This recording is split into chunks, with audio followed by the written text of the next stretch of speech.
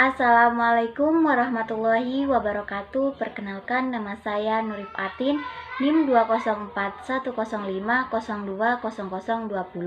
Saya dari kelas Ekonomi Syariah 2, Fakultas Ekonomi dan Bisnis Islam. Di sini saya akan menanggapi video dari Bapak Dr. Abdul Wadud Nafis, LC.MEI, selaku dosen mata kuliah Ekonomi Makro Islam dengan materi Inflasi dalam Perspektif Ekonomi Konvensional dan Islam. Sebelumnya, apa sih inflasi itu? Berdasarkan buku Ekonomi Makro yang dikarang oleh Budiono tahun 2001, inflasi adalah kecenderungan naiknya harga secara umum dan terus-menerus dalam waktu dan tempat tertentu.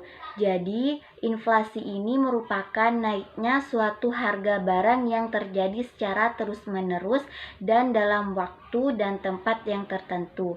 Selanjutnya ada macam-macam inflasi.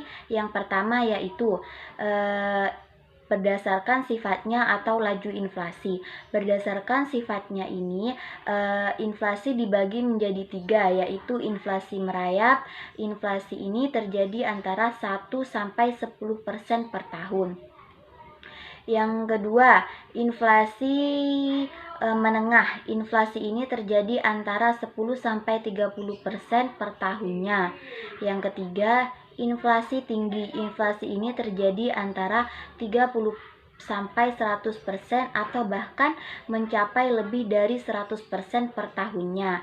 Kemudian yang kedua, inflasi berdasarkan penyebabnya. Ada pemerintah dan penawaran, di mana inflasi permintaan ini terjadi karena permintaan masyarakat akan suatu barang ini meningkat atau tinggi, sedangkan persediaan barang itu rendah. Kemudian inflasi penawaran. Inflasi ini terjadi karena kenaikan biaya produksi atau berkurangnya penawaran agregatif. Yang ketiga yaitu berdasarkan asalnya. Inflasi berdasarkan asalnya itu dibagi menjadi 2, yaitu dalam negeri dan luar negeri.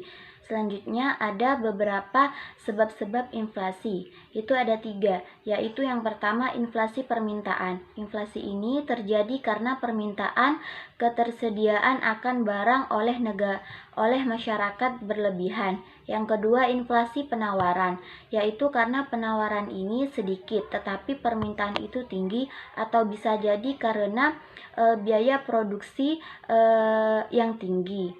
Yang ketiga, inflasi campuran. Inflasi ini merupakan perpaduan antara inflasi permintaan dan penawaran, di mana permintaan barang itu tinggi, sedangkan persediaan barang itu sedikit atau diakibatkan biaya produksi yang tinggi.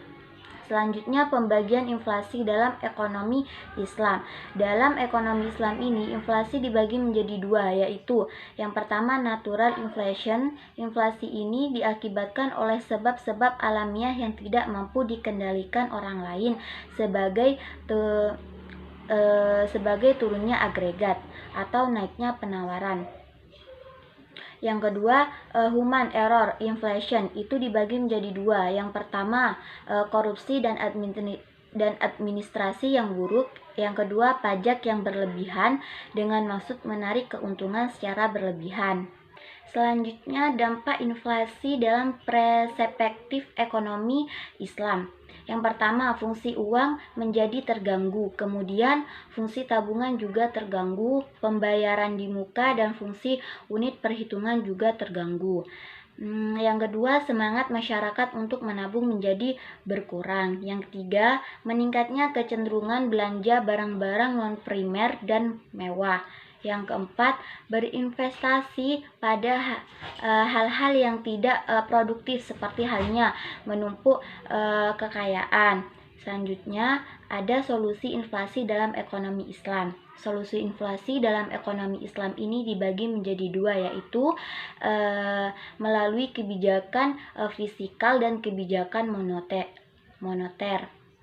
Kebijakan fiskal ini yaitu diciptakan stabilitas ekonomi, tingkat pertumbuhan ekonomi tinggi, serta pemerataan pendapatan. Kemudian kebijakan moneter dengan menarik suku bunga. dengan menaikkan suku bunga.